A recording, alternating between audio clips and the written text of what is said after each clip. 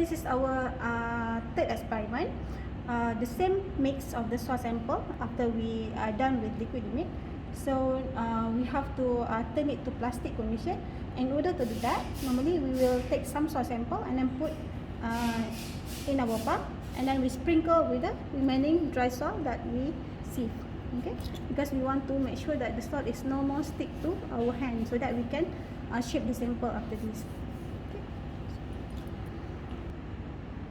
So this is how it looks like, the sample after we mix with the dry soil. Okay, so what we need to do next is to roll the sample in one thread, and then the diameter of the thread is supposed to reach around 3 mm diameter.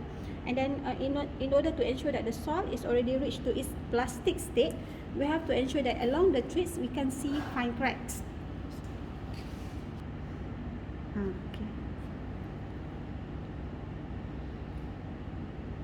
Okay, so this is the sample after we roll into around 3 mm diameter.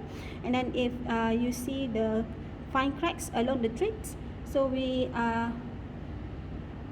so the sample is now reached to its plastic limit condition. So with this sample, we have to prepare around 10 threads, and then we measure the mass of the sample before we put inside the oven. And then the next day, after 24 hours, we measure the oven dry mass again, and then we calculate the moisture content. And the moisture content is actually the value of the plastic limit. Okay, so this is the sample of our liquid limit test, plastic limit test, and also shrinkage limit test. So we have to oven dry for 16 to 24 hours, and the next day we measure the oven dry mass for the liquid limit and plastic limit. But for shrinkage limit, we measure the length after shrink.